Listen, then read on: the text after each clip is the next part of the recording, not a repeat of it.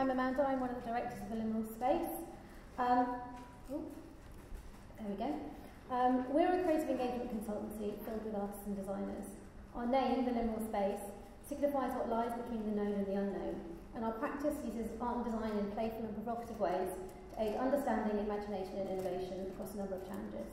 I'm a designer by training, and my background is in consumer insight and innovation consultancy. And Sarah, my co-director, is an artist with extensive experience of both the visual arts and creative innovation. We typically work for brands and commercial clients, but I'm here today to tell you about our recent public engagement project with the Wellcome Trust and London School of Economics, which launched earlier this year. Timeless is a fictional beauty brand that we created to engage people in the topic of social egg freezing and its impact on society. The project began when we read news reports of Apple, Facebook and others offering egg freezing women's benefits packages in an apparent bid to help them further their careers or balance the conflict between pursuing motherhood and career. As feminists, we were pretty shocked at this apparent medicalisation of women's bodies rather than redesigning of the workplace to support mothers. Egg freezing has been done for many years for medical reasons, but for social reasons, i.e. lifestyle choice, it's a relatively new development that fertility clinics are offering. We started to research a bit more, and we discovered that egg freezing was a rapidly growing area. Clinics in London are describing a 1,000% increase in uptake year on year over the last few years. The head of one of the biggest IVF clinics said to us, 4 years ago, we had 4 people a year having their eggs frozen. I just did 4 yesterday. The procedure itself is expensive and invasive, and the success rates are largely unknown. Accurate data is scarce, yet thousands of women are going ahead with it. Companies in the States like this one offer egg freezing parties with cocktails and clinicians upselling the procedure. And we've heard stories of clinics being invited into investment banks in London to give sales talks to female employees.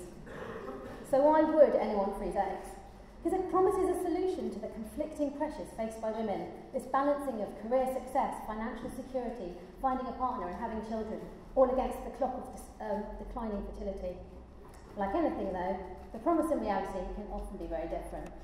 As we researched, we realised there was a massive knowledge gap, one that we wanted to fill with accurate information. Our aim was to remove some of the taboo that shrouds the topic of fertility and to stimulate informed discussion and debate on the implications of egg freezing on society. During our research, we spent time shadowing leading clinicians at IVF clinics and spoke to lots of women who had their eggs frozen, and uncovered some key things that we felt really important to communicate. Firstly, this rapidly increasing interest in and uptake of egg freezing is despite really low success rates.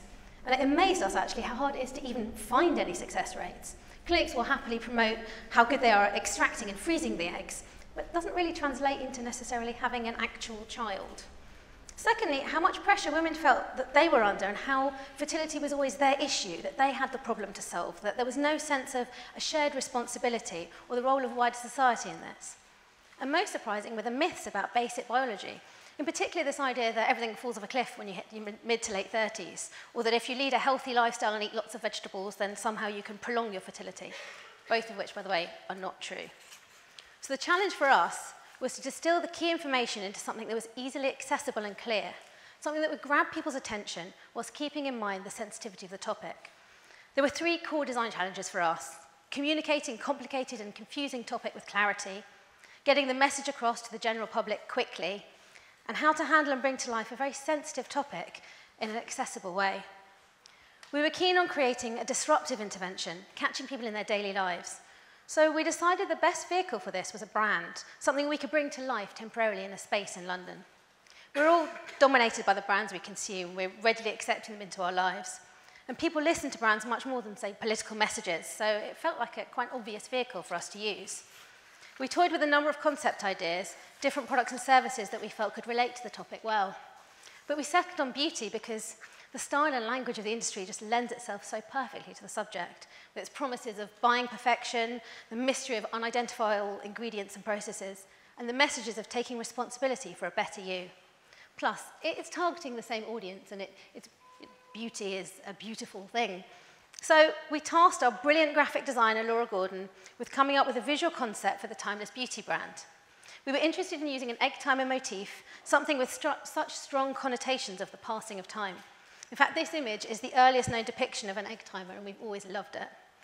So this is our look and feel, which we then used across the product ranges and collateral. 4 main product ranges emerged from our research, each of which was given its own distinct design feel. The products were designed to be the exhibition, with information displayed across the packaging. People could, at a glance, get the top-line message or could pick up and read as much as they wanted. For example, our 3 Simple Steps range was our homage to the Clinique skincare system that promotes the simple 3-step solution to perfect skin. Each of our 9 beautiful boxes detailed a part of the painful and difficult process of stimulation, extraction, and cryogenic freezing. In soft, feminine colours, the directions for use, ingredients, risks, and side effects of each step was detailed. The Timeless Elixir was our miracle egg preservation product, which was designed to highlight the success rates of egg freezing. Each of the elaborate jars held 1 gleaming, extracted frozen egg, actually just a bath pearl, because eggs are much smaller than that, but contrasted with the information on the packaging, which explained the stark truth about the likelihood of each egg becoming a baby being just 6.5%. Our timeless, age-defying serum imparted basic biological facts around fertility decline for women. The amount and colour of liquid in the bottles represented the egg quality and quantity at any given age. The concept of preventing the ageing process is one the beauty industry love to sell. So for us, it was a perfect juxtaposition with information about something that's impossible to prevent. Our final product range was the most fun to make. These are our oh-so-pressured perfumes. Each of the 20 perfumes was given a name to represent an issue that causes women to delay having children, such as working 9 till 9, which described the inflexible working structures that make motherhood so hard. Then we played with the hysterical language of the perfume industry to create these descriptions. For this range, we actually worked alongside a perfumer to translate the social issues into real sense. So each of the perfumes had a different, often quite off-putting smell. Alongside the product ranges, we also had to design a shop for this installation. Luckily, we have an amazing designer on our team, David McDermott, who helped tie the space together and bring it all to life as an experience. We picked a temporary shop in Old Street Station, which some of you might have walked past on your way here this evening. It was a busy location with 2 giant windows that gave us a great opportunity to engage and be provocative. We thought long and hard about how to make best use of the windows with messages that would mix the recognisable tropes of beauty with enough shock factor to make people stop. And this is how it all came together. The challenge was how to give enough information to enable people to move through what was really an exhibition while still retaining the feel of a shop. To lure people in with a beautiful fiction and then hit them between the eyes with the facts. Getting the balance of fact and fiction was really important, and the tone of the language helped us achieve this. The result was that the space started with the medical factual ranges and moved into the social and societal issues and more nuanced content, including our 6-minute documentary we created during the project to highlight the personal, social, and societal issues around egg freezing that could be viewed at our beauty bar. It was interesting to see through the process how many people were really keen to part with their cash, especially when it came to the perfumes. In fact, we might have missed a trick there. The construct of a brand is so powerful in people's minds that some people couldn't see beyond it, and even after 10 minutes in the space, they still wanted to know how much things cost. And a few of the other bits that we developed are some of our in-store advertising posters that we used to highlight our key messages. We had fun subverting the industry language and jargon with our own asterisk warnings. A bit small to read, I'm afraid. To encourage people in, we also produced and handed out some flyers during rush hour that aimed to strike the same balance between recognisable beauty message and shocking provocation. And then we developed a brand website to showcase all the information, which also has recordings of the talk series that we held during the week in store, if you're interested. I'm just going to show a little clip of a film of what happened.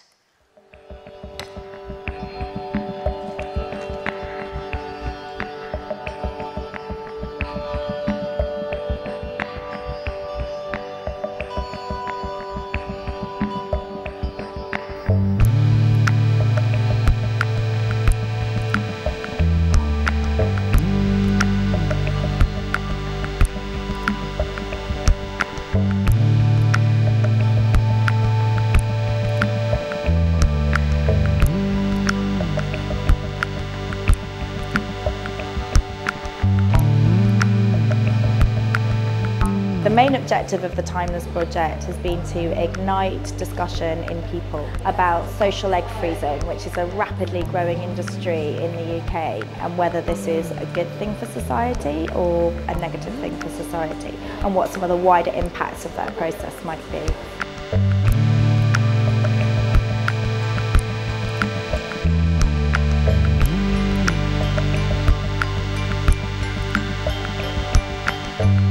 So it's clear that some people think there's something actually for sale here. People think it's either fancy perfumes or actually we're selling egg freezing.